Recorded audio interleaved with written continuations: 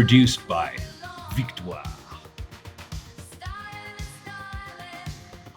Wrestling fashionistas, yes, open your eyes to all the blinding beauty that you see before you right now. At the bottom of our screen, we have the co-star, the man himself, the man that this show is built upon. Ladies and gentlemen, former WWE, former AEW superstar, Rico Costantino, the stylist. Hello, everyone, and welcome again to another episode of Styling. And it's going to be interesting. I don't think anybody knew of this story, so I'm going to break it here first. Yep, it's going to be breaking news, ladies and gentlemen. I am your other co-star, the Master Amir. And of course, at the top of our screen, a man who was absolutely jealous right there that I introduced Rico first. Not sure why, Bodacious Suave, but you are looking very suave today with your pink sparkly jacket right there. Well, first off, I just want to say I always look good, and it takes a real man to wear pink, right, Rico? That's right. Real men wear pink. Absolutely. I tell you what real men also do, and also real women for that matter, they lay the smack down on that subscribe button. That's right. They lay the smack down. They also join because they're not afraid of the truth. That's what we are here. The truth. We're the most entertaining podcast in the world, except no substitutions or no duplicates, ladies and gentlemen, before we begin. And no byproducts or artificial colorings. Exactly. We're all pure right here, 100% authentic. So, gentlemen, Rico, you have a bombshell, a proverbial bombshell to drop on the entire world of wrestling right now. So the floor is yours. Tell us what almost could have been in the late 90s, early 2000s. Early 2000s. Like I said, I was an OVW. Still under developmental and everything. And because of my age, I was trying to get called up quick because I wanted to do more time at the top than in developmental. Yeah. So I had gone through, went face, turned heel. I was right in between that. Tore my quad, had to be off, came back, and Danny was talking to me and stuff.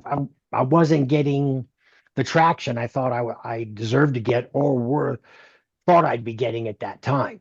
JR was blowing me up in his report, giving me all kinds of pieces and everything. Even the Ross report wasn't helping. So, and when you travel around, you make connections. Well, I made a connection with somebody, and he was looking for talent for WCW. And he was talking to me, and he was trying to get me to get out of the WWE contract and then sign with WCW. So here I am contemplating. Do I slap Vince in the face and go to Bischoff and see what I can do there just to get out of the developmental stages? And it was in its infancy stage. And as time was going on, I was home from Louisville on a break, and I was watching TV, and I was flipping back and forth from Raw to Nitro, Raw to Nitro. And then I go to Nitro, and this is before I pulled the trigger to say, yeah, okay, get me positioned. I'm coming over to this guy. And as I'm sitting there watching, I think it was Florida, and all of a sudden, Shane McMahon walked out. And I was like, oh my God, what's he doing there? Yeah. And he proceeds to tell everybody in the world that WWE purchased WCW. One of the saddest days in modern professional wrestling that was. I remember that was a tragic day for me. I don't know about you, Bodacious One, but yeah, that was something else. Can we ask? You're at liberty to say, okay, you don't want to give this man's name or this woman's name. Was he a in-ring performer or was he a suit for WCW? Who you were talking to? Talent suit type search. Okay. Talent scout. Okay, a scout. Yeah. Damn. Yeah. Now, everybody is clear here. I already said to everybody, I was a big fan of WCW myself. During the Attitude Era, I thought the Attitude Era, quite frankly, sucked. Every pun intended. And again, anybody wants to fire on me for that, go ahead. You're entitled to your opinion. It's not going to phase me. But Rico, you yourself, were you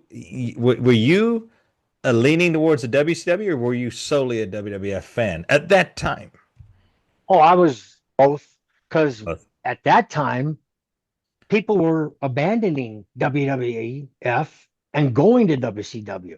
The sinking And I ship. liked, it's just, so all the guys that I was watching were over there now. Yep. I mean, not many people. Undertaker was loyal. I think Billy Gunn was, Hmm. a few people, but I tended to watch, more Nitro than WWF at the time. Yeah. Bodacious one. Let's bring you in on this for a little bit here. Yeah, I have a lot of questions. I mean, and we won't know, but looking back, what do you think WCW would have done for you? Because they were kind of in that time trying to push a new generation. Like I know Vince Russo was really trying to push like fresh faces, younger talent, but then you had, I don't want to mention scumbags name like Kevin Nash, Hulk Hogan, and all them that were dethroning the other people. But I think you would have been a fresh. It's always good fresh faces in pro wrestling, right? And Well, hindsight, Vince and when I never met him in person, but when we got on uh, Boland's show, and then we talked after the show, we seemed to hit it off. So I think Vince would have been a good advocate for me in there, Mhm. you know, and push. I could have got, who knows? I know I wouldn't have been uh, the stylist. I know I wouldn't have been put in that position. Vince would have probably looked at my background and gave me some more to what I was actually really like. Yeah. More harder edged character. Well, yeah, here you are, a former police officer, bodyguard, Gladiator, paramedic, champion. gladiators champion. He could have run off of that too, because ESPN too was doing reruns of gladiators. Yeah. And Vince Russo, our dear friend Vince Russo, he loves TV. He loves all that stuff. So yeah, you're right. With him, I think, if it was me, like I'm seeing you, like I said, it's hard to imagine you not being the stylist, number one, because that's what you're known for. That's one of your biggest fortes as you go around the world today, even styling some of the most affluent. The other day you were in Hollywood, right? And you were working on a set of a big major motion picture. We'll keep Yep, that under wraps for you, ladies and gentlemen. We yep. won't let you know exactly what that was. But nonetheless, I mean, so if you were in WCW, I could see you, yeah, you could have been some super heel, really super heel, like a top-notch athletic, hey, you may have given old William Goldberg a run for his money. Oh well, Bill, he's you know how Goldberg got made. Well, it's Eric Bischoff, it's easy. Well, actually, Stone Cold. Stone Cold came to Bischoff with the Stone Cold idea, and Eric supposedly said, "I can't sell a guy with black trunks and black boots." are you And serious? then Steve, yeah, and This then is news to me. Steve went over to WWF, and he was I forgot his name, but then he ended up with Ted DiBiase, The ringmaster.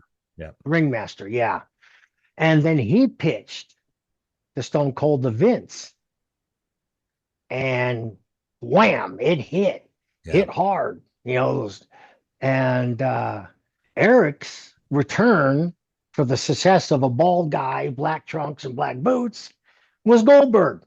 Yep. Yep. So here comes Goldberg, and now he's undefeated, racking everybody, right? So Vince, in return, makes Gilbert, That's who right. loses every match. Yeah.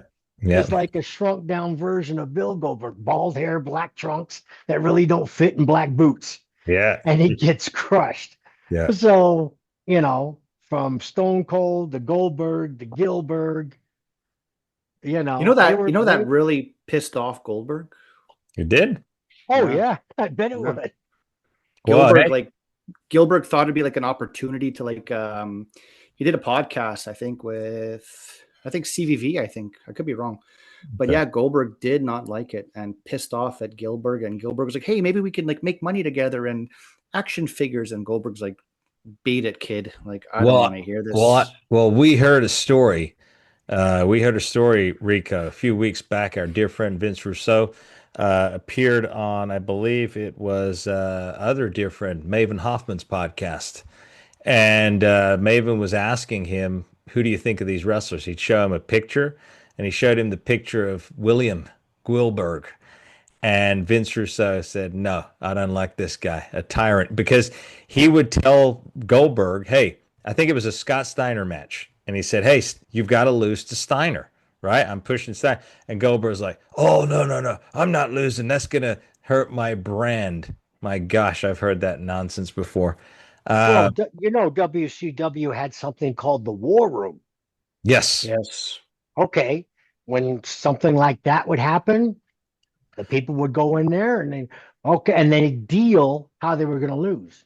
Okay, if you're going to beat me, you got to have two people interfere, and then somebody else comes right, hits me over the head with a chair while the ref's occupied, and then you can beat me. There was no clean 1, 2, 3s. There's After ways a around while, it was just stunt after stunt after stunt in invasion, interference.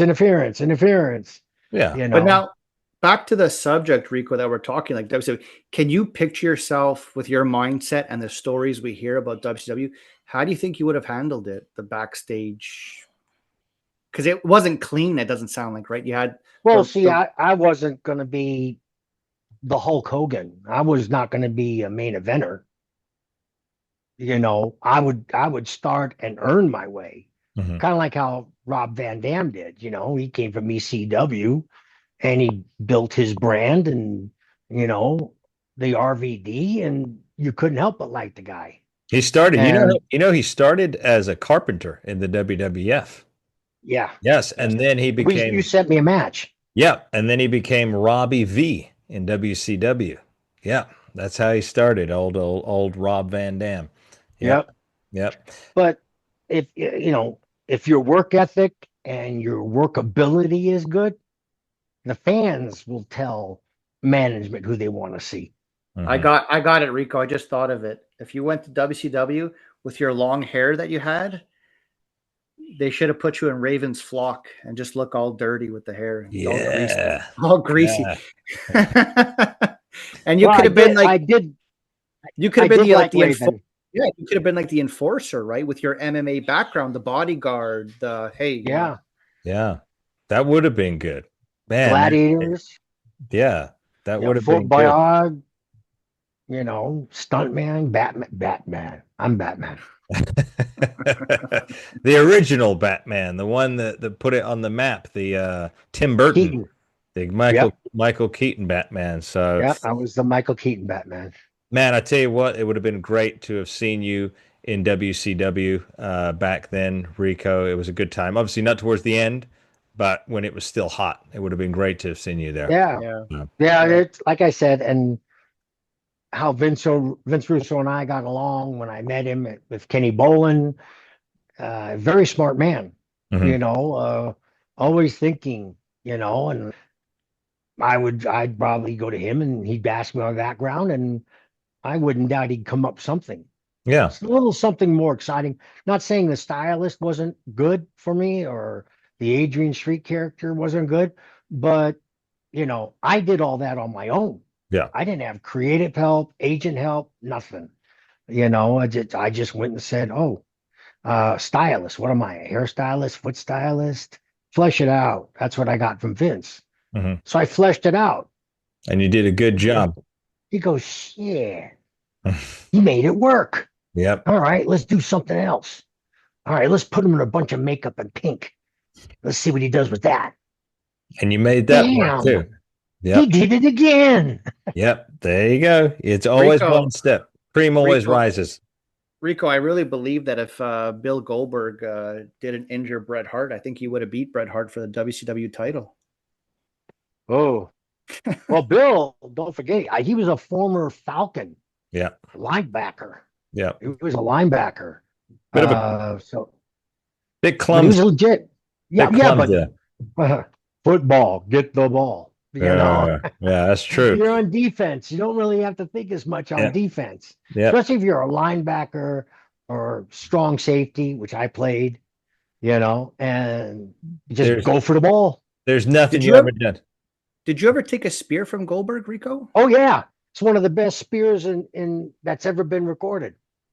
But I'm just curious because I mean, you see a lot of spears in today's wrestling, right? And I was just thinking this the other day because I think you have Roman Reigns, Rhino, Braun Breaker, Goldberg, Edge.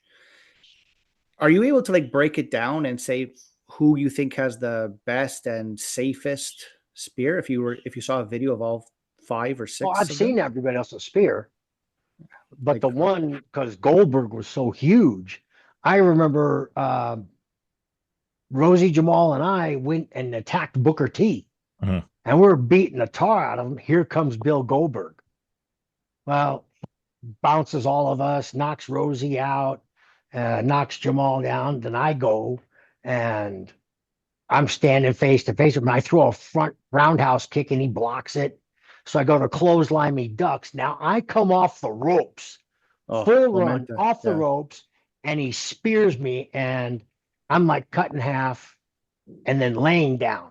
Well, I sold it so good that Vince was telling the ref to check on me.